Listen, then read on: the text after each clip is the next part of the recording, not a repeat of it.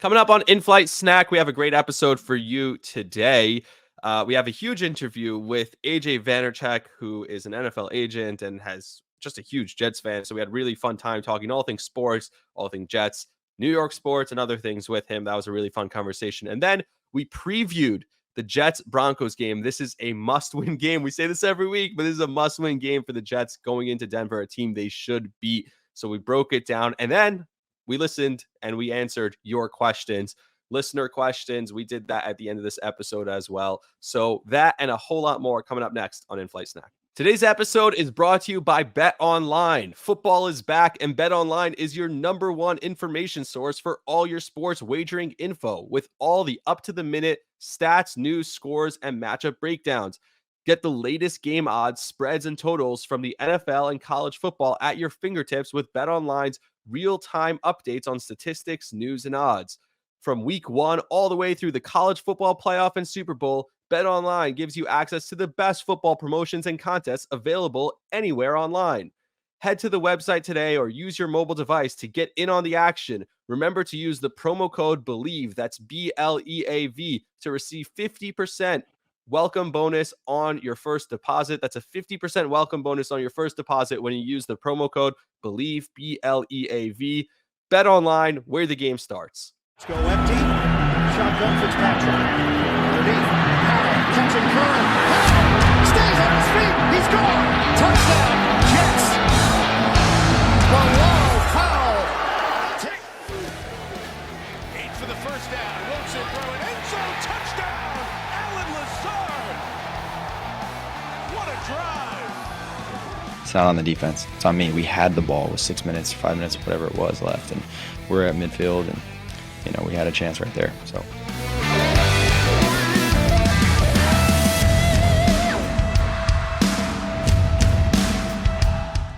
And the Jets. Second snap for Denzel Mims. He's in there. They go to the run game. Oh, look at the speed of Breece Hall. He's done it again. Breece lightning. 62 yards for the touchdown. Let's make sure we play like the New York Jets. Let's go to eat a damn snack.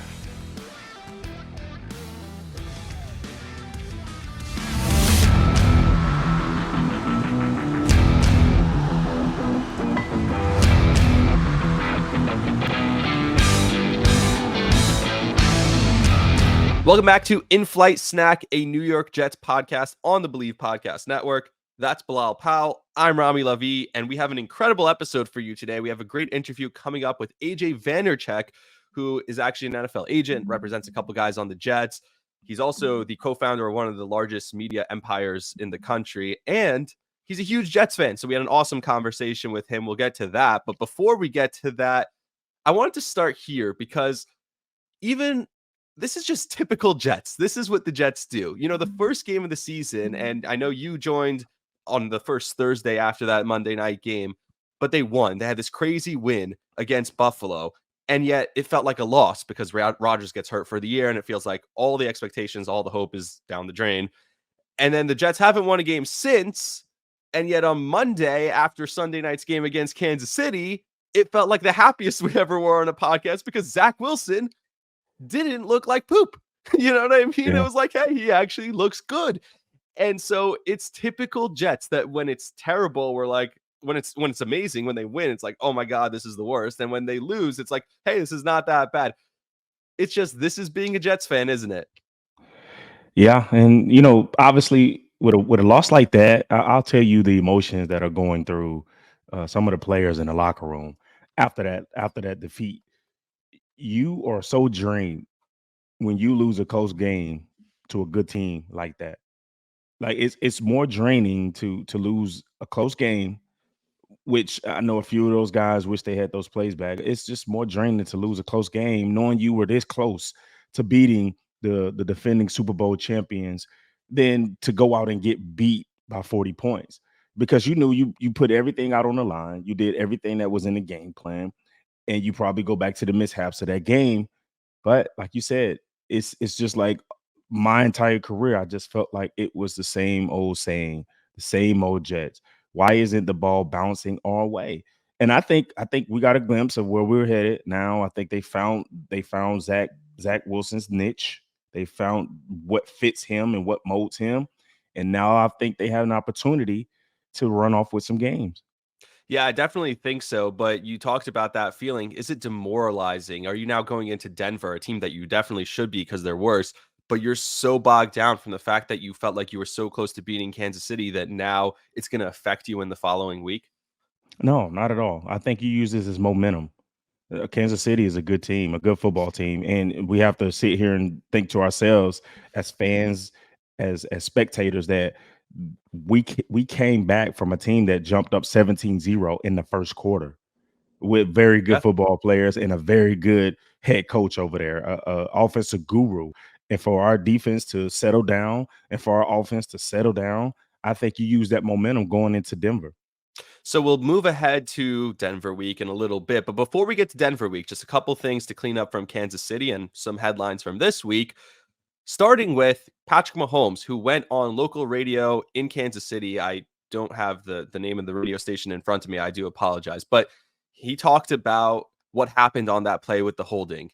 And it's kind of the same thing he said after the Super Bowl, where he said, I saw the bump, I saw the contact. So I'm Patrick Mahomes. I just threw it up. We talked about this on the podcast on Monday. Like, he just threw it up. The throw was outside the numbers. That could have been potentially not a catchable ball. He said, no, I saw the contact. I knew if I threw it up, I'd probably get a flag. So the point is, there was the contact while he was still holding the ball. Then he throws it up. The ball gets picked, and then the flag comes out. And Patrick Mahomes all but admitted that that's basically what he did. He said, I'm Patrick Mahomes. I knew if I throw it up and there was a little bit of contact beforehand, I'll get a call. I think Patrick was thinking very smart in that situation. He was thinking situational, and it was a big risk because that could have been a no call, and that could have been the changing pace of that entire game, the rest of that game.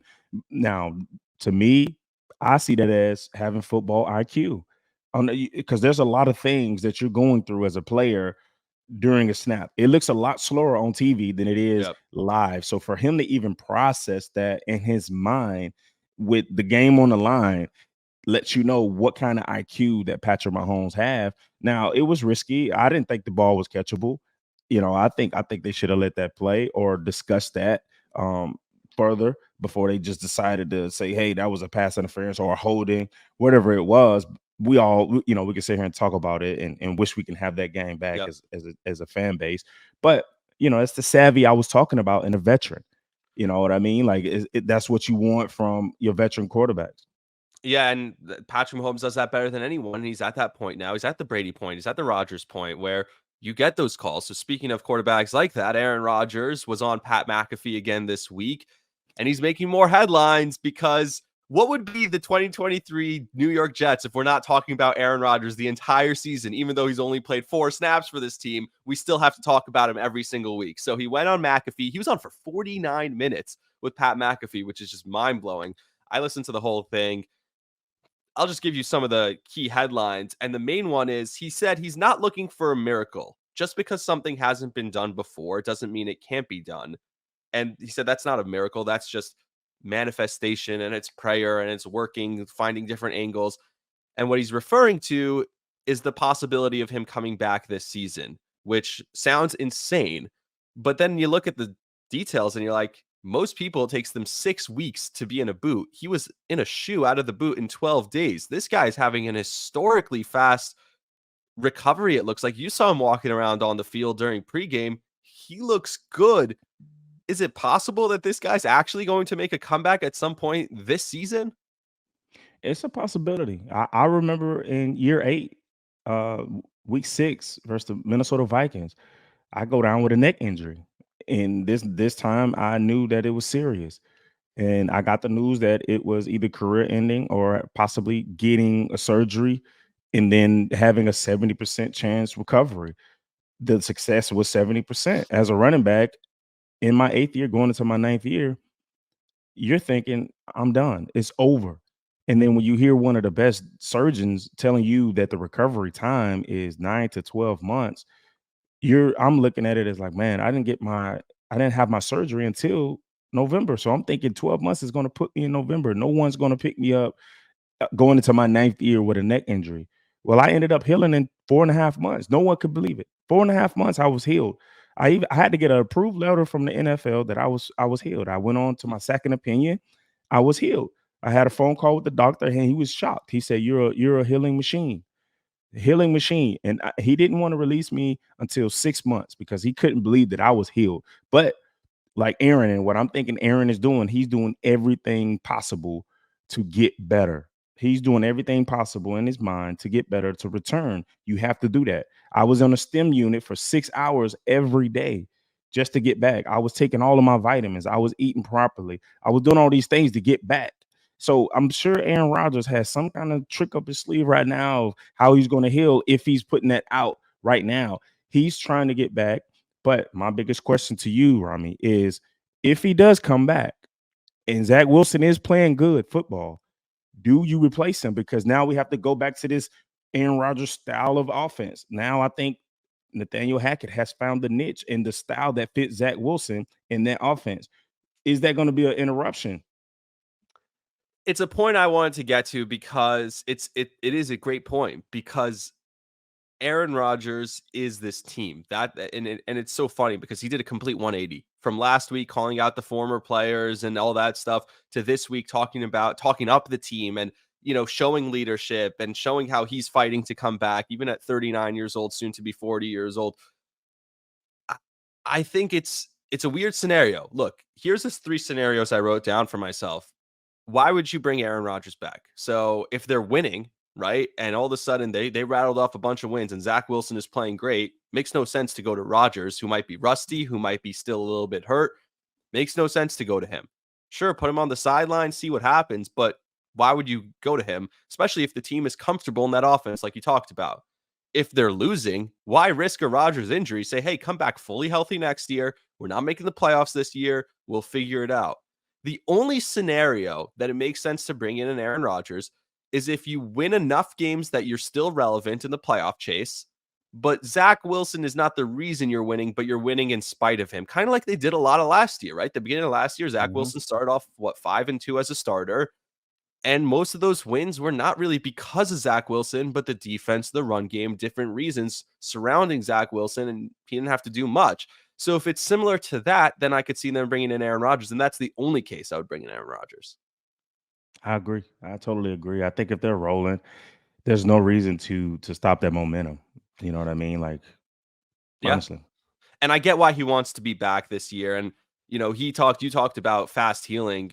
You can speak to this better than I can. For us, for regular human beings like myself and the listeners, look, we don't understand the athlete body, what it's capable of, and what you train yourselves to do, what you guys put yourselves through on a daily basis, so that when you have an injury like this, your body does heal faster than the average person. So he also talks about, though, different things, the power of manifestation. How much do you believe in that? How much do you believe in him just trying to put himself in the best mental space and convince himself that, hey, I can manifest this into happening? That's what I do. I have a faith. I prayed every night with my family, my kids, my wife, every day.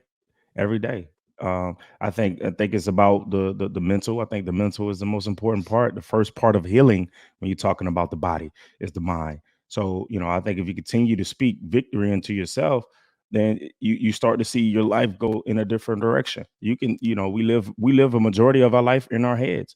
So if you believe that you're going to come back, I think there's a bigger percentage or a chance of you coming back speaking positive than speaking negative. Look, I can't argue that. So what we can do now is we're going to throw it to a quick break, and then we're going to come back with our interview with AJ Vaynerchuk. It was an awesome interview. We recorded it on Tuesday, so stay tuned for that coming up in a minute. Last thing on Rodgers, though, and I just love this because I love J.K. Dobbins. I think he's an awesome kid, and Rodgers did talk about that he's working out with J.K. and that they're motivating each other. And you could probably speak to this also. How helpful is it to have someone to lean on, someone else who's there going through it with you? It's like a brotherhood, honestly. I mean, I think this entire league, this sport, you build relationships that probably will last forever. Honestly, this experience for J.K. Dobbins probably gave him a lifelong friend that they can, what I mean, have a story for the rest of his life, and who knows what opportunity comes from this for J.K. Dobbins. Yeah, Rodgers comes back, and then he's like, "Hey, we need a second running back. I know a kid from Baltimore who's recovering. He's probably not going to Mhm. get picked up there. Hey, come to the Yeah. Jets. You You don't have never to pay know." up much, Yeah, exactly. you know what I mean? Just All try these it different out because things. that kid, the one thing he hasn't been able to stay on the field, but when he's on the field, that kid is a fantastic running back, and he's a good kid to have in the room. All right, we're gonna throw Yeah. it to a quick break, and then we're going to come back with our awesome interview with AJ Vaynerchuk. Stay tuned; it's awesome coming up right now. All right, joining us now is a very special guest, AJ V. Do you go by AJ V? Is it AJ Vaynerchuk? How does that work? No, so because my brother has really built the Gary V with the double E moniker, I don't really go by it. But what's tricky is like all my social media handles, for the most part, are a big flex. They're only 3 letters. It's the AJ and the V. I So, love it. VEE and just the letter V sounds the same. So I'll go by AJV, just not, I don't promote it that way. I don't go by that construct. That's my brother's jam. He got it. Oh, yeah. Well, I appreciate you It doing works this. though. Yeah, Yeah. welcome to the show. Thanks for doing this. I just want to start here because we talked about this right before we were on about how we're all big Jet fans. Obviously, Bilal became a Jet fan when he got drafted by the team. Sorry, Bilal, in 2011. I was born into it. My dad grew up on Long Island, a huge Jets fan. I feel like every Jets fan has their origin story, though. So, what was yours? Was it something as a kid? Were you a huge Jets fan from the time you were a kid? What's that like for you? So I'll go back to the aforementioned older brother of mine. I didn't have a choice. Me and Bilal are similar. He didn't pick the Jets, and neither did I. I was brainwashed into it. Gary's 11 years older than I am, and my parents, being immigrants from the former Soviet Union, and still only less than 10 years in America, didn't really have any sports allegiances to teams. And so my brother picked up his fandom from a childhood friend who was a neighbor. And my brother is a fanatic, as I think it's well documented. And so literally from birth, I was a Jet fan. That's all I knew. And for me, I never had a reason to resist it outside of maybe some bad years, a lot of bad years. But it's a huge aspect of the quality time my brother and I have spent together and get to spend together. And it's directly tied to that. And yeah, I grew up a diehard fan. We went to all the games. We went to the NFL draft a bunch of years in a row. Sometimes we made it on camera. I tracked it closely, and it was a passion for me. Hey, Gary, so in the perfect world, would you love to see the New York Jets still in Long Island and be in their own stadium and not sharing a stadium with the New York Giants? Yeah, I mean, for me growing up, the fact that the Jets shared a stadium was definitely a headache for the fandom. When I was in middle school and high school, it was called Giant Stadium, let alone MetLife. And so that's tough, right?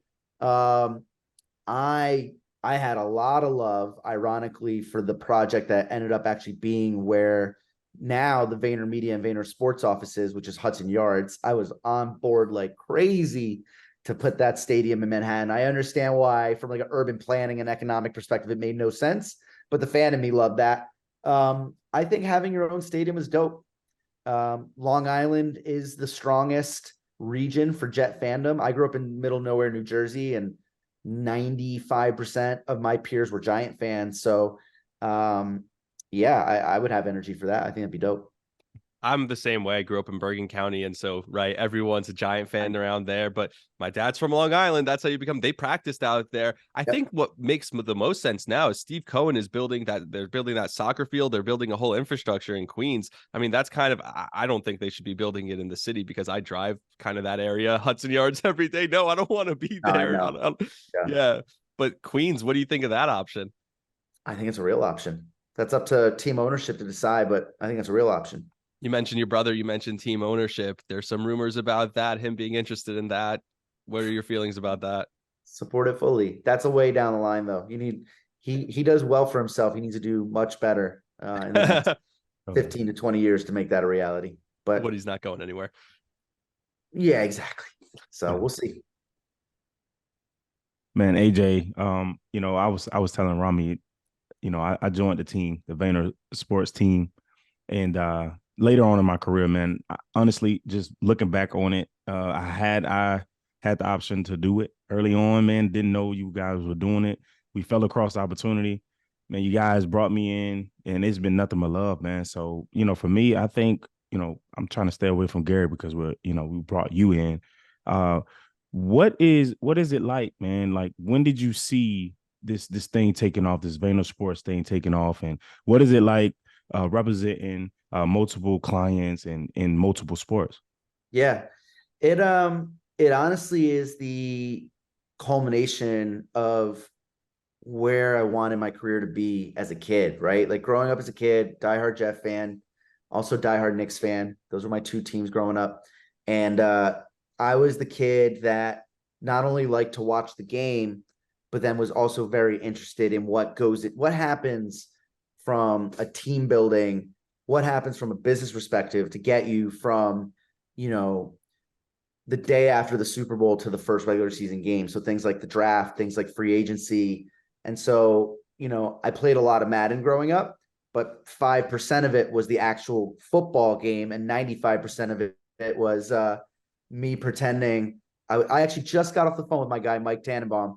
Like, I wanted to be Mike Tannenbaum, right? I was the general manager, and I made sure that Bilal Powell started at running back, and then I had to get him an offensive line. And you know what I mean? For real, though, Yeah. like, I was franchise moded out. Before becoming an agent, attended the NFL draft 5 or 6 times. Was lucky when I was growing up. It was right in New York City. Free agency was important. When I watched college football, I didn't have a college football team. I watched college football to see who would become a Jet, so that if a player got drafted by the Jets, I was already familiar with their game and excited about it.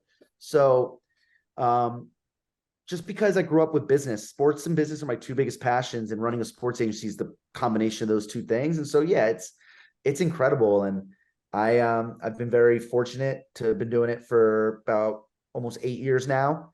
We're in football, baseball, basketball, mixed martial arts, and gaming.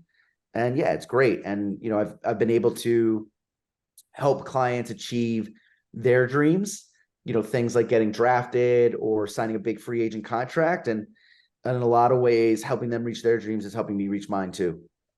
So you talked about kind of that background. I agree with you. I think the best sports video game to build your own team was MVP Baseball 2005, but I could be wrong. That's what I think was the best one. Game. Yes. Amazing game. The best one, because also you could build the stadium. You could build everything start to finish. It was that game was just a masterclass. Even like the bullshit, like batting practice mode where you get hit the lawnmower with the bullseye on it. I was also, when that game came out, I was a freshman in college.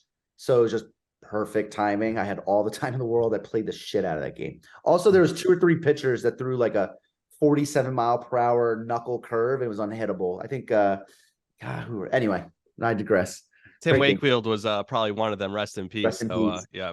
But you mentioned that. How do you turn that from being a kid, I played that game too, to then turning that into a career? Like, when did you realize, oh, this is going to be something that really happens for me? It was something I thought about when I was younger and something that I wanted, but it wasn't naturally where I went right out of school. For me, I'm 36 now, so this is almost 15 years ago, and my values and my priorities have changed substantially, as it does for everybody, right? I'm somebody that went from being 17, 18, coming out of school, no, real responsibility, nothing like that, to now being in my mid 30s, married with 3 kids, like all that. And so my priorities have shifted. But when I was coming out of college, 21, 22, not 17, 18, but you know what I mean? When I was coming out of college, I really had a one-track mindset. I just wanted to make as much money as possible. I didn't care what the work was. I was fully committed to working whatever it took, how much ever time it took, just as long as I thought there was really big upside. And so my career started with starting VaynerMedia, the ad agency my brother and I started right out of school. And that first year, I worked 12 to 15 hours a day, 5 days a week. And then probably, I put in another 5 to 10 hours over the weekend, 2 or 3 hours a day kind of thing. And that was the first year. And then the second year was more like 60, 70-hour work weeks. And then that was kind of where it stayed for a while. But so that's where my mindset was. So becoming a sports agent, running a sports agency wasn't on the radar because frankly, I just didn't think that the economics were near where I wanted them to be, et cetera, et cetera. Worked super hard, caught some luck, executed great. We built a really big business with VaynerMedia. That's still a really big business that my brother's still the CEO of. And I left about 8 years ago. And when I left, it wasn't on the radar either. It's not like I left to go start a sports agency.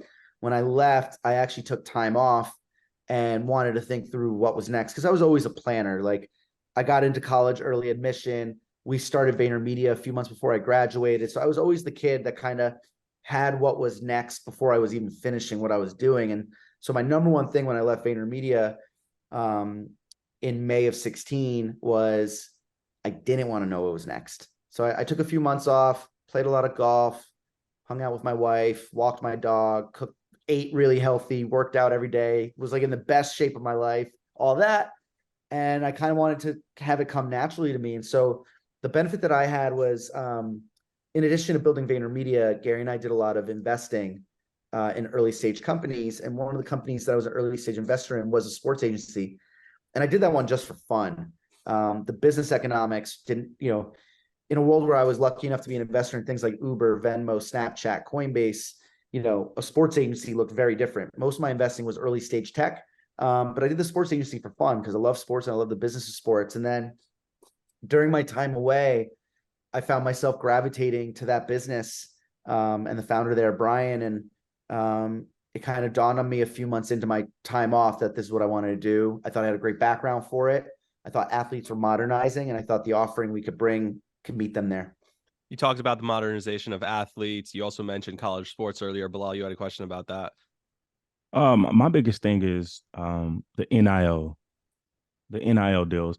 Where do you see the NIL deals in the future going for college sports? And has it been a game changer for coaches? When I'm talking about coaches, I'm talking about the coaches that have been dominating in previous years. Now you're starting to see, I see NIL is like leveling out the talent across the board now, and there's not one dominant team now. Yeah. Where do you see the NIL deals going in the future of college sports? So I'm actually going to answer how's NIL impacted coaches, because I think it's an awesome question, and I've never answered that one before. I've answered how's impacted the kids 100 times, and I think the impact for kids is very clear and evident and positive in most circumstances. There's some double-edged sword aspects of it, but for the coaches, and this is a little bit anecdotal, so I don't have the facts on this, but I felt as if I saw the highest number of tweets in my timeline of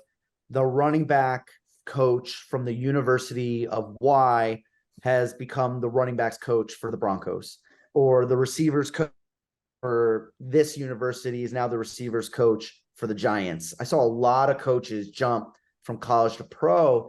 And again, that's anecdotal. Maybe that didn't go up as much as I thought, but I think I saw a lot. And I've asked a few people and they agreed. And I think a big reason for that is twofold. One, I think college coaches who worked their face off already, I think have picked up even more work because of NIL and the negotiations that are around it and the ebb and flow and the new dynamics that it can create. And then more importantly, I don't envy college coaches, because what I think NIL has done to the locker room has complicated it from the perspective of, hey, like Bilal, when you were at Louisville, and I remember your time there. Who's the QB then? You had I had like 4 or 5, 6. Yeah. I had a few. All right, let me change. Similar to my Jets career. Give me. Were you the best player on your senior team, in your opinion? I think, yeah. Absolutely. Okay. Who's the second best player on that team? Or third? Like, actually, I don't want to put you in that spot because I don't want to get text from any of the homies. Give me like 2 or 3 other guys in no particular order that were really good players on the team. Well, at the time, my senior class, we had 3 guys get drafted. So the second guy. Let's use them. So Johnny Patrick got drafted in the 3rd round. Okay. Byron Stingley got drafted in the 7th round. And then we had Cameron Graham go on and play as a free agent. Cool. How would Johnny Patrick feel? How would the 3rd rounder have felt October of his senior year about the 7th rounder making more money from their collective deal? It probably would have been some animosity, some jealousy. And that's happening at scale, because especially at the top tier programs, the vast majority of starters are getting something from the collective. And now, while the school and the coaches don't control those purse strings and they don't pay the players, the collective is still so tightly aligned from a public facing perspective that the kids feel as if that's the case anyway. And so if you're the left guard and your collective deal is for 50 grand and the right guard is getting 60 grand, but you feel like you're better, like it should. And by the way, the right guard thinks he's better than the left guard. So he's like, yeah, I should be getting 60. You should be getting 50. Shit, I should be getting 70. You should be getting 50. It just creates a lot of these dynamics that never existed. And so I think college coaches have picked up and then the transfer portal. Hey, I'm a tight end at the University of Louisville and I'm getting my 50. And I felt good about that when they gave me my 50. But then a month later, I was talking to my buddy who plays tight end at, plays tight end at Iowa. And he's getting, actually, Iowa's a bad example because every Iowa tight end goes to the NFL, but he's playing tight end at Cal. They grow and he's making more than me, but I had 300 more yards last year. Why is Cal paying? Should I hit the portal? That shit's happening at scale across the nation. And so it's really, really changed college coaching. I think it's made it dramatically harder.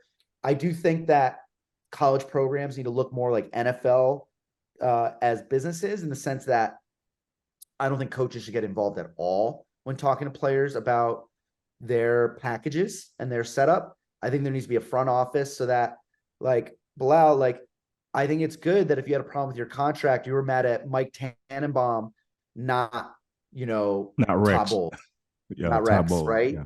Exactly, right? Like that shit matters, in my opinion. So I think that's what's going to happen to college institutions. They're going to have to divide and conquer so they can have a good cop, bad cop.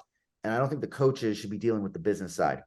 But then you also have the other side of that, where you see a guy like Deion Sanders who's like, hey, I will make you a star if you come here. And he's taking a program that wouldn't have gotten those guys. And 100%. Now he's saying, you come play under me. You're going to make this money because you're going to be a superstar. 100%. The cream always rises to the top.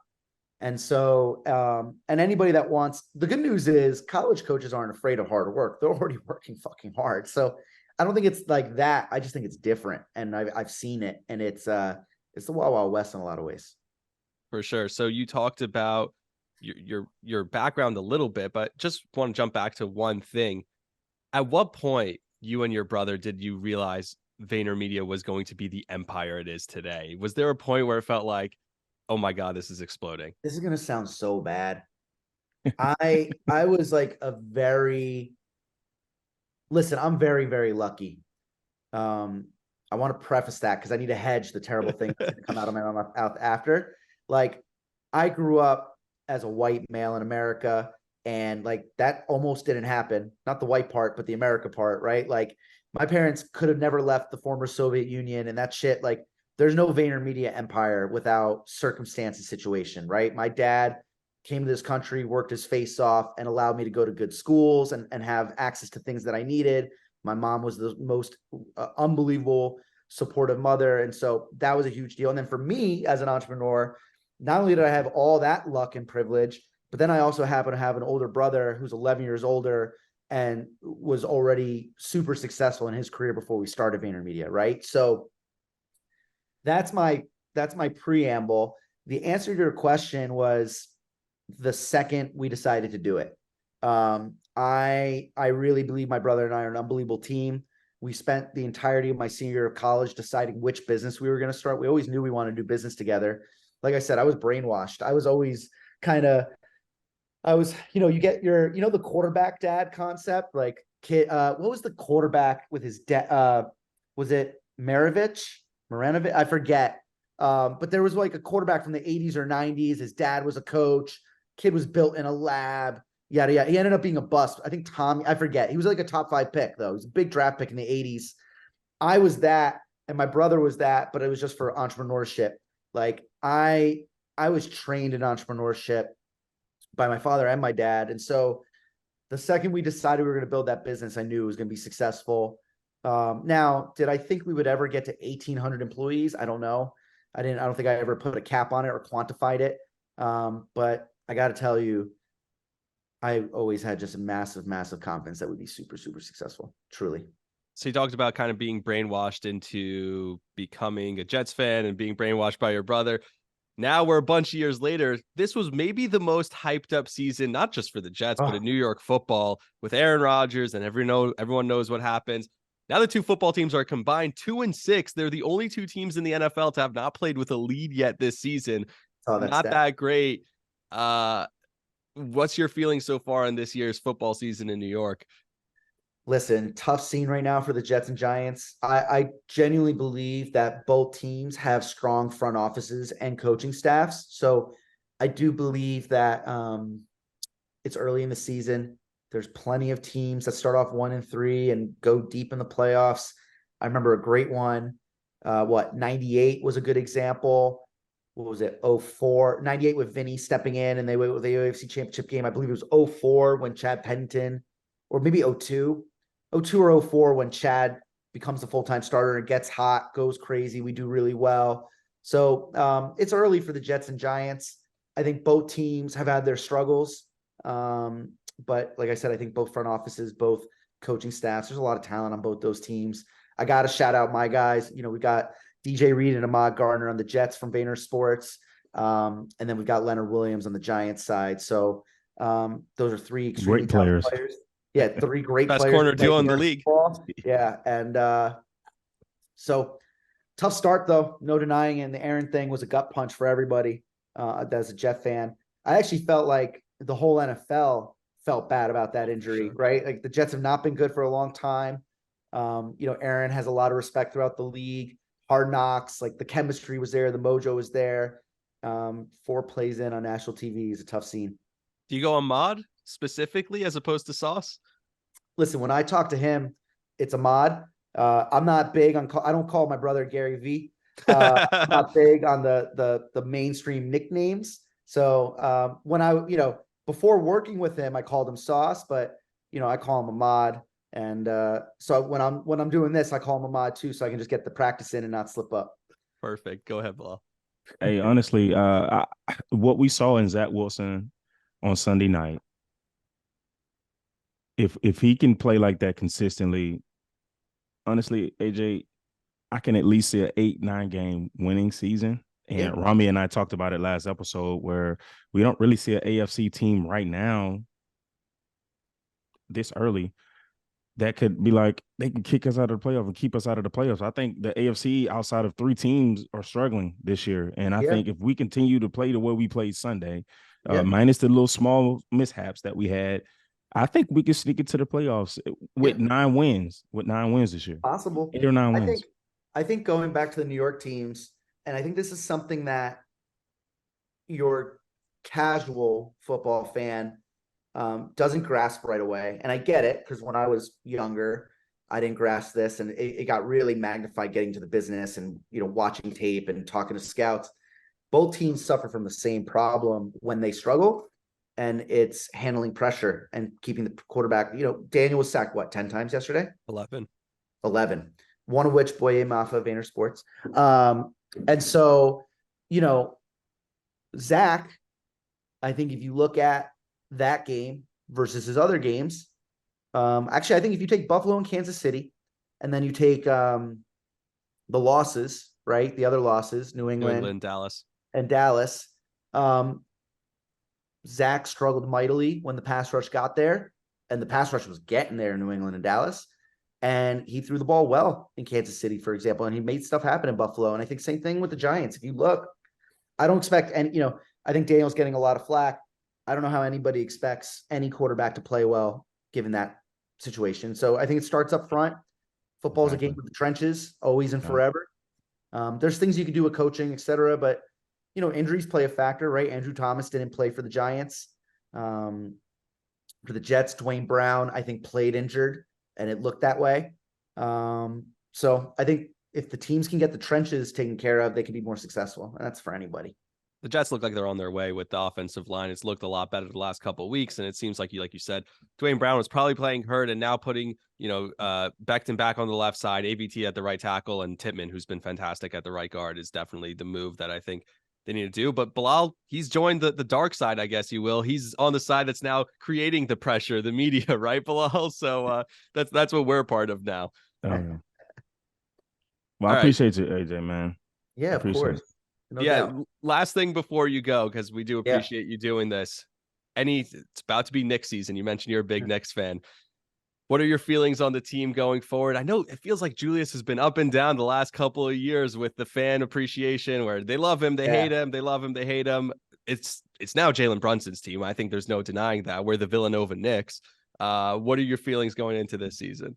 It's tricky. I want to be respectful. I'm a registered basketball agent. We have a basketball practice. So I'm not going to go into players specifically, but what I will say is I think the fan in me and the fan growing up, what he would want to see from this team is just make the playoffs again. I think the thing that being 36 and being a Knicks fan really from, as far as I can remember, unfortunately for me, like my Knicks really good years start like as Patrick Ewing's on the tail end, things like that. Like I remember 94, but I was 7. Like it counts, but it doesn't kind of thing, if you know what I mean. Yep. So, I did have that fun little Houston Spreewell team, lockout shortened season, make the finals. That Houston runner, one-handed runner, front rim, backboard drops in Miami is like one of my favorite sports moments ever. I think the thing that's been missing from the Knicks for my entire career as a fan is consistent culture of winning, to then have wins stack on top of each other so that like free agents actually want to come and things of that nature. And so all I really think they need to do is make the playoffs. If they do, that's 3 out of the last 4 years, and that's 2 back-to-back. A lot of talent on this team. I like the chemistry and the glue with like the Villanova back end. I think New York fans like a certain brand of basketball, and I think guys like Brunson and Hart play that brand. And so I think that brand is also a good fit for the coach. It's his brand too. It's not an accident that he was assisting with the Knicks during their heyday. So yeah, I think if you're a Knicks fan, you got to be excited for this year. I think you have to temper your expectations. I think there's some teams that have more talent and are in more of a win now mode. But I think the nice thing for the Knicks as an outsider looking in is that they could have their win now mode in a year or two. Like they could be the next up team. I know it's, the Bucks and some other teams, Celtics, Philly, et cetera, that are loaded and trying to take this title. But I think it's very fair to think that 1 to 3 years from now, the Knicks will have the assets, the success, the culture, and the ability to go trade for the next Dame or the next whoever. So yeah, I think there's a lot to be excited about as a Knicks fan. I can say it. Maybe you can. Joel, let's go. Yeah, listen, it's Joel. There's been rumors, although I think the Bucks heard those rumors and are afraid of those. Got Dame. Yes, yeah, exactly. So, here's the punchline though. There's always a star available. 100%. Every year, that's there's the at NBA. least one. Yeah, that's the NBA. There's always at least one available, and I think the Knicks' job is to get to the place where they can make it so that they have the assets and the culture to make that happen. Plus, Donovan Mitchell's going to be a free agent right around that time, and he already said he's basically not staying in Cleveland. Quick fun story that has nothing to do with me as an agent, and I can comment on this. It's like 4 or 5 years ago. I have the good fortune of sitting courtside for a Knicks Jazz game, and unfortunately I'm sitting to this dude who's on a date, and he's blitzed. He's super drunk, and like he knows he's a casual basketball fan. Like he understands basketball, but he doesn't know all the players on the court. He doesn't understand. He's just shouting stuff. He's just excited to be courtside. He's got a date. Like he's trying to look cool, whatever. So it's like third quarter, maybe late third quarter, Jazz ball, and Donovan's inbounding the ball. Literally, I could lean over and slap him on the ankle. He's right there. He's right in front of us. He's directly in front of the guy who's hammered next to me. And I'm sorry, quick adjustment. This is late fourth quarter. Maybe less than a minute to go. Close game, few points. And crowd's loud. I think the Knicks are making a run. Maybe we're down 1. And, it's Donovan's standing, just waiting for the ref to give him the ball because we're waiting for the commercial break to wrap up. He's going to inbound the ball in 10 seconds. And this fan has been yelling at Donovan for like 20 seconds in a row. And the last line the fan says, right as Donovan's getting ball from the ref, is like, "You can't handle New York. Like, this is New York. You can't handle this." And Donovan, low-key, grabs the ball from the ref, ball's in, and he just goes, "Man, I'm from New York, baby. No problem." And just inbounds it in. Just kept moving. Jazz won the game, of course. But Donovan's from Westchester. He's right here, from New York. So, but I got a lot of love for his game. He's a great player. We'll see. A lot of great That's players. why being like courtside is such a different experience. Oh, All right, well, best scene in sports by a country mile, not even close. No, I can't even receive the debate. I want to hear it. I can't receive it. I don't think. PGA Tour being on the green at a PGA Tour, I think is even Listen, because it's silent. This is also obnoxious, but it's just real. I've had the unbelievable good fortune of being at the Masters, setting up the lawn chair right next to the green on an approach shot. And golf is my number one hobby. I had a hole in one last week, which is my greatest, or 2 weeks now, like greatest sporting achievement of my life. And I love it. And the Masters in particular is the best because no cell phones. You feel like you're in the 1920s. But the thing you said before we got into this is important. It's a different game when you're courtside because you can hear the players talk. Like watching LeBron be a floor general is unlike anything I've ever seen before, right? Like that dynamic is just so different. That's the key. By the way, if I could talk to Rory or Spieth as they're lining up a 20-footer, maybe I'll say it too. But you could hear them talking to their caddy, talking to each other sometimes. Like that's cool. Like I also hear like Very cool. Tibbs yelling at the bench. Like that's so much fun. I remember I was at a game last year and the opponent went on a run and he just yells back to the bench, like to come back into the game, like it's great stuff. Either way, we appreciate you doing this. Thank you so much. Let's go Jets. Let's get back to that. We'll have a great season the rest of the way. I really do believe they could still have a great year. No doubt. Bilal, Rami, appreciate you guys. Thank you. Thank you. Appreciate you, AJ, man. All right, thank you, AJ, for that awesome interview. We had a great time with him, and we appreciate you doing that. So now, the way this works is if we have him on again, take a page from Pardon My Take. Now he's a recurring guest. That's how that works. So with all our guests, once they're on once, we have them on again. They're part of the rotation, right? But just an awesome conversation. He's obviously a big Jets fan, a big Knicks fan. We got to talk about everything, NIL deals, different things, just change it up a little bit once in a while. So that was a fun conversation. But we move back to the Jets and on to Denver. The Jets are going to Denver this week to face the Broncos. And one of the things I'm seeing, all the experts are picking the Jets. And it's so funny to me because Zach Wilson has one good game. And all of a sudden it's like, hey, we're on the Jets. Everyone's on the Jets. I think it was NFL Network, all the insiders, everyone but one person picked the Jets to win the game. And I know Denver's not very good, but the key in the NFL is consistency. That's the thing. You can't just do it for 1 week. You got to do it week over week. So let's talk about this game. And I don't even think Zach is the biggest storyline because one of the ways we can help Zach be the best quarterback he can be for this team and continue the success that he had from a week ago or Sunday night against Kansas City is with the news we got yesterday from Robert Saleh that Breece Hall is back. And what I mean by back is they're taking the handcuffs. We talked about this, the handcuffs, the training wheels, whatever it is, they're taking them off. He's no longer on a snap count. This is it. Breece Hall is fully back. They're listening to the show. They took our advice, and that is huge for the Jets. A guy who had 6 carries last week and looked explosive finally is going to have his full allotment of carries. What can that do for this offense, Bilal? I think it could do a lot for this offense. I think when you look over 4 games, he has about 32 carries, but he's averaging almost 6.6 yards a carry, 6.7 yards a carry. It's not rocket science. I mean, you can just tell that the guy's explosive. He's special with the ball in his hand. Like we talked about last episode is let's see more of him throughout a drive, an entire drive, not just bringing a guy in and out. Let this guy come in and get a rhythm and see what he can do for the offense. I think he can spark this offense. I think he can get us all the way down, not only getting us down and putting us in the red zone, but I think you leave him in the red zone, a guy that can create yards out the contact. I mean, he's 6 point something yards out the contact. That's probably leading the NFL right now. The guy's special. I'm excited to see him back and see what they have planned for him. When you get a comment like that from the head man, that means that they're about to feed you the ball. So I think Breece Hall is going to have a big game coming up.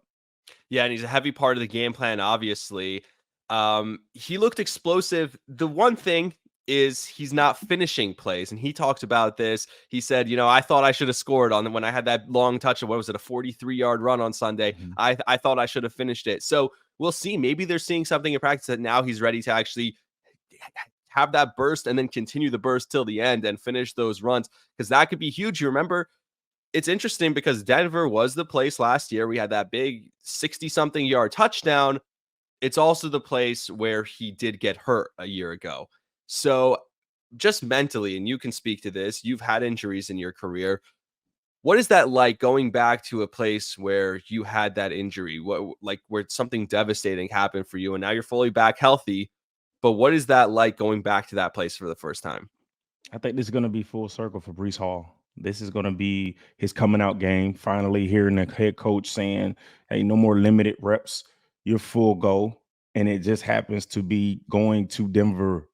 I think this is a full circle opportunity for Breece Hall to continue to show that he's a top back. Denver Broncos are not playing good football. Actually, they let go of a D lineman that they just gave a mega contract to. So I think there's a lot going on over there in the building than we know with the Denver Broncos. And I think you have a very good football team in the New York Jets coming into Denver. I know the record doesn't show it, but I think this is a good football team. We finally found that niche, and it's a good opportunity for Breece Hall to continue to get going for the rest of the season. Yeah, and you mentioned that the rooms or the building's kind of a mess. Sean Payton earlier this summer blamed all of it on Nathaniel Hackett, who's now the offensive coordinator of the Jets, but at the time was the Broncos head coach last year. I don't think it's all on Nate Hackett. I don't know. I'm watching this year, and Sean Payton, if you're so special, you're supposed to change the culture. How's that going for you? Because you thought you changed everything. There's a chip on their shoulder, right? Nathaniel Hackett has to be going into this game thinking, I know Rodgers is this guy, and Rodgers probably wants to go out there and defend himself or defend Hackett.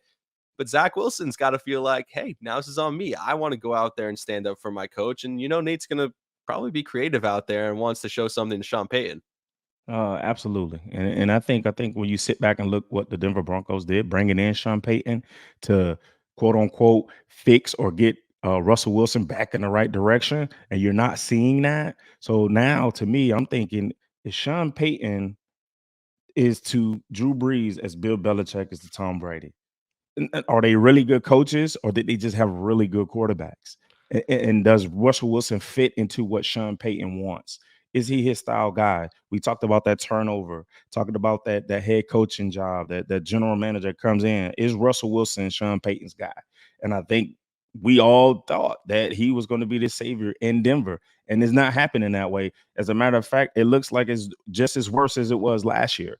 So Nathaniel Hackett has a chip on the shoulder. I get it. I understand it. But there's nothing to lose right here. There's nothing to lose. You have a young quarterback that has nothing to lose. I say, Nathaniel Hackett, go into Denver, let it go like you did last week, and I think we come out victorious in Denver. So we all heard it. I just want to confirm. So you think Bill Belichick is a product of Tom Brady? Just confirming. I think those two work good together. I think they work really good together. I mean, he's struggling, and he struggled without Tom Brady. It's just like Sean Payton. Those are Sean the Payton has facts. struggled. He has struggled without Drew Brees when he was in New Orleans. You know what I mean? And he still continued to struggle. I mean, Russell Wilson was and I know everybody's saying, well, he's going down. I mean, Russell Wilson has been consistent for almost 10 years. You can't say that he's not close to being, if not being, a Hall of Fame quarterback with the things that he has done in Seattle. Sean Payton, you come in, you have a quarterback that can do everything. He can make every throw. He can extend plays. You know what I mean? Like, I don't know what he's like as a teammate. I don't know what he's like as a person. I don't know that, but I do know he can play football. So everyone that thought Sean Payton was the answer to Russell Wilson playing better football, we're not seeing it. Well, I mean, we're not seeing it. Do you think it matters what your quarterback is as a teammate and as a person? Marshawn Lynch talked this week with Shannon Sharp saying, I didn't have Russ's number. Like, we weren't friends. He was just my quarterback. Do you think that matters? I think it matters. That's why Ryan Fitzpatrick was one of my favorite quarterbacks, because Ryan Fitzpatrick talked to everyone. He didn't just talk to a group of guys. It didn't matter where you came from, all this. He just had this bubbly personality, and he got along with everyone, man. And, from the things that I've heard about Russell Wilson is he's not that type of guy.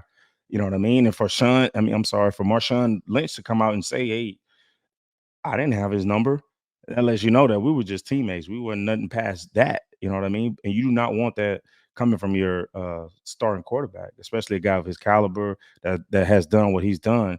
You know what I mean? I think it makes all the difference at the leadership. Like, can he talk to everyone? Is he respected by everyone? Did you ever have a quarterback that you just didn't have their number? Yeah. You had starting quarterbacks on the Jets that Yeah. that's where it ended. They were the starting Yeah, quarterback and you were the running back. yeah. And that's it. I only saw him in the locker room. I didn't see him past the locker room. And that definitely changes. I mean, it's different in the huddle, I imagine, right? Absolutely, especially if I'm picking up a 245-pound linebacker for you, and we can't go out and get dinner, and Yeah. it's almost one of those things. And you know what's so interesting about that is that Zach Wilson, one of the big things we talked about on this last episode was where last year guys were wearing Mike effing White t-shirts and it feels like they don't have his back. This year, when you saw him on the sideline at the end of the game, you saw the guys consoling him, whether it was Thomas Morstead, the punter, or it was Cobb and Lazard or the offensive lineman. It all of a sudden feels like now there's a buy-in. Something changed. The kid took the headband off. He stopped being cocky in the media. Like all of a sudden, it feels like there was a flip in the personality of Zach Wilson. And I disagree with you. You said there's no pressure. I think there is pressure. This is a team that you're supposed to beat, Denver. You have to beat the Broncos. You're better than the Broncos. Go out there and do it. You want to. It's nice. Sure, it's nice what you did against the Chiefs. You hung with them. You had the comeback. Zach Wilson looked great for about 4 drives there in the middle of the game. Go out there and win this game. Then you could prove something to me. So let's talk about it. Right now, Denver is favored in Vegas by 1.5 points. Now, it could be that just being home, but they're favored. Everyone and their mom is picking the Jets. As far as gambling, here's what I like. The over-under in the game is 43.5, but Denver, their point total over-under is 22.5. So do you think Denver's scoring 23 points against this defense? I don't. Absolutely not. So I think that's the best bet of the day is take Denver's under on the points. Put your life savings on it. Exactly. My life savings are 0, but what's your prediction on the Jets game? I honestly think Denver will sneak out 13 points. I think we'll go in and score. We'll go in and score 3 touchdowns, put up 2 field goals. So I'm going definitely 27-13 New York Jets. I had a similar outcome. I don't know how I get to this point total. I know how I get to Denver. I think they score a touchdown and then have a couple of field goals because the Jets have been fantastic at stopping teams in the red zone. So I think Denver scores 16 points and then the Jets score 22 and the Jets do win this game. That's my prediction. I think for a touchdown score for the game, I'm going to go with Breece Hall. I think Breece Hall is going to score in this game. I think he's going to go back to the place where he got hurt, but where he also had his biggest touchdown run of his career. I think he goes back there and it's, like you said, a full circle moment for him. They lean on him heavy and he scores a touchdown on the ground. And you added your X factor for us and you're going the same direction. Same direction. I'm going Breece Hall, but I'm going to get a little bolder. I think Breece Hall comes in, rushes for over 100 yards and 2 total touchdowns. I don't hate it. I think if they, especially like you talked about, using him inside the red zone, using him inside the 10 as a power back, he could for sure score there. And we know he could score from further out. He's that home run hitter for you that, one run can break it off. And if he breaks it off, he can score a touchdown. I think this game is a huge game for the Jets. I think we said this every week, but when you're 1-3, you don't have that many opportunities left. You have to start winning at some point. And what the big thing is, when you look at this schedule, you look at this game, even if you lose to Philly, which I think Philly's a winnable game, but even if you lose to Philly and you go into the bye week at 2-4, here's the Jets schedule coming out of the bye week. I wrote it down here. They play the Giants. The Giants are not a very good football team. They play the LA Chargers, who haven't been very good this year. They're playing Vegas, who's been pretty bad. Josh McDaniels hasn't proven he can coach. And by the way, Jimmy Garoppolo hasn't proven that he's a starting quarterback outside of the Kyle Shanahan offense. They play Buffalo, who they've proven they can beat. I know it's in Buffalo, but they've proven they can beat them. Miami's defense looks bad, right? They just gave up 48-something points. And people forget, as many points as they scored against Denver, they also gave up a bunch of points to Denver. And Denver's offense isn't that good. You play Atlanta with Desmond Ridder. That doesn't scare me. Houston with a rookie quarterback, and I know CJ's looked good, but he's a rookie quarterback still. Then you have Miami again, Washington, and Washington's meh. Same thing with Cleveland, and then New England that you should have beaten the first time. I think they're one of the worst teams in the league. You look at that, and that's in 11 games after the bye. You can win 8 of those. Absolutely can win those. And I think you and I talked about it too. Just looking at the AFC, you have 3 teams that you could say right now that are Super Bowl playoff teams right now, and everybody else is just falling in the pack. You're talking about 1-3, 2-2 right now. So if we Yeah. can find a way to just put together, a nice run toward the end of the season, then we can find ourselves in the playoffs.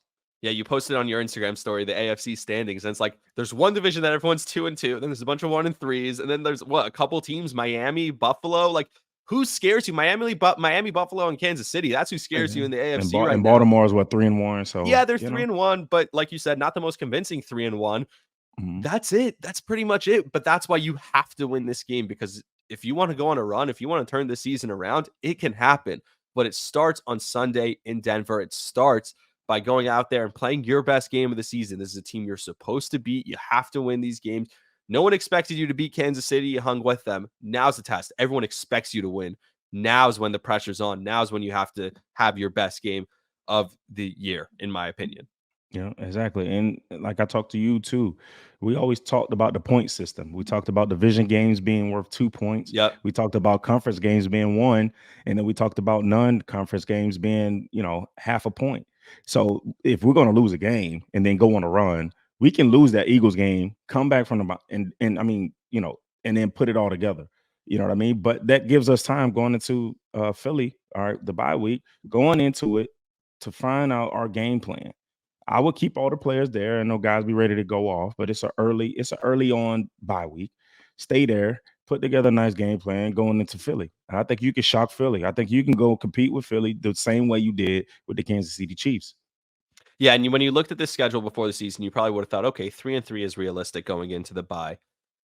Even with Aaron Rodgers. If you told me they didn't have Aaron Rodgers and they were going to be 2-4 going into the bye, Rodgers is worth only 1 win. Yeah, I would take it. 2-4 going into the bye is not the worst thing. And I'm not conceding the Philly game by any means. I still think they could win against Philly if they win this week, but it starts this week. Quickly before we go, we have a couple of listener questions. One of them is a little bit old, so we'll get to that one. But the first one, a guy named Barry online reached out and he said, and well, if you sent in some questions, so we'll just do 2, but we'll do this every episode. We'll answer your questions. So we're just going to do 2 now and keep reaching out, keep sending emails, keep responding to Bilal online. And that way we can answer more of your questions on the episodes moving forward. We'll try and do it every Thursday. So this one, do you think when Izzy gets healthy, they'll drop Cook? No, absolutely not. They paid him too much money. But what I will say is they're going to keep Izzy active. They're not going to put him on a practice squad and give another team an opportunity to pick him up because he is a hidden gene.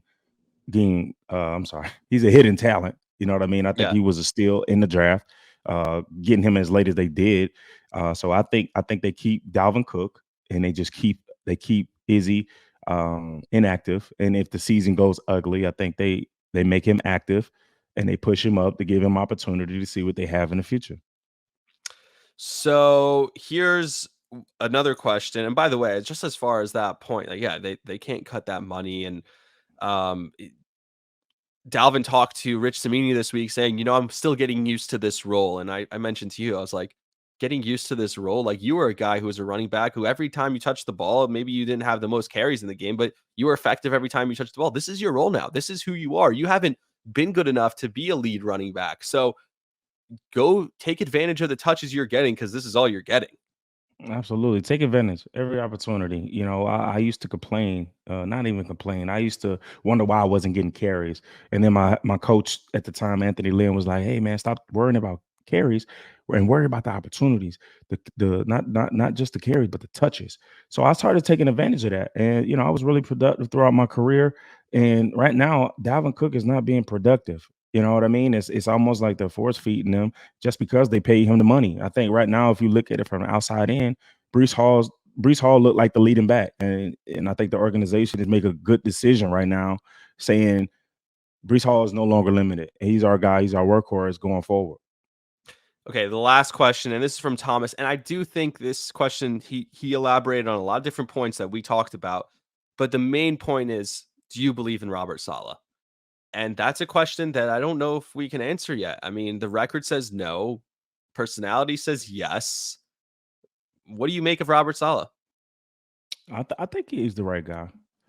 I absolutely do. I think he's the right guy, and I think he's a player's coach. And I think once coach decides I have to separate business with with my personality and my feelings and emotions toward my players because of the person that I am, I think he'll win a lot more games. Honestly, I think they'll put this all together. I think you continue to go in and, if it doesn't work out this year, hopefully if he comes back, you just have to find a guy on the opposite side of the ball that's considered a head coach that's a good coordinator. He's a defensive guy. So he has to go out and find a guy that can be a leader on the offensive side. So all he has to do is really worry about one side of the ball while still having good assistant coaches, and he can float around and really see what's going on. I think that's the biggest part of being a successful coach is having good assistants. Yep.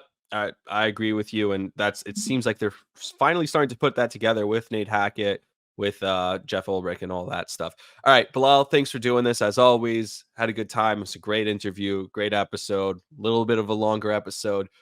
We'll be back Monday to break down everything that happens in Denver this weekend, win or lose. So until then, I'll see you, man. All right, man. Have a good one. Let's go to eat a damn snack.